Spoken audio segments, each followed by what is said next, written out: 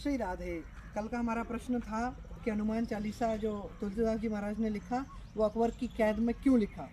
तो इसमें प्रसंग आता है कि जब रामचरितमानस लिखने के बाद तुलसीदास जी महाराज की बहुत सारी ख्याति फैल गई, तो वो उन्होंने जब ज़्यादा ख्याति कहीं हो जाए तो उस जगह को छोड़ देना चाहिए।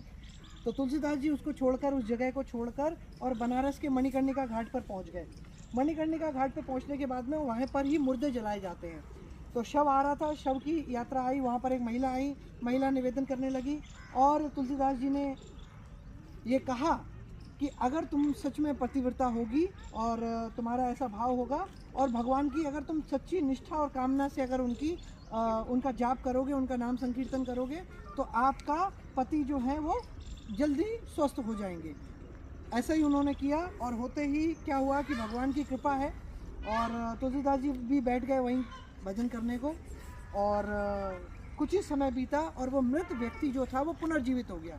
और जैसे ही वो पुनर्जीवित हुआ, पुनर्जीवित होते ही ख्याति फैल गई और ये बात अकबर तक पहुंची। अकबर ने अपने मंत्री टोंडलमल जी को भेजा। टोंडलमल जी यहाँ पहुँचे बनारस और बनारस पहुँचने के बाद उन्होंने तुलसीदास जी से कहा, तो तुलसीदास जी ने कहा कि भैया हमें ज़रूरत नहीं है। क्यों नहीं? तो राजा के पास दो कारणों से जाया जाता है, एक राजा का प्रभाव और दूसरा मेरा अभाव।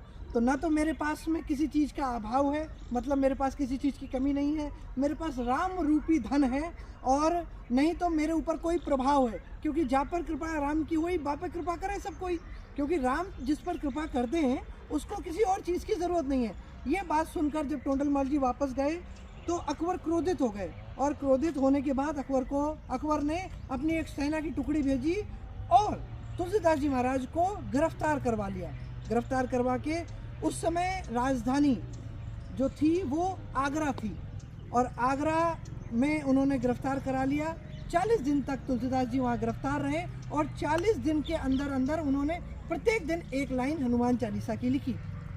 अब इसके बाद में एक और इसकी कथा है, वो हम लोग पुनः बाद में उसका अनुसरण करेंगे। तभी तक सब लोग आनंद में रहें, गायों की सेवा करते रहें, पक्षियों की सेवा करते रहें। जय गौ माता, जय गोपाल, श्री राधे।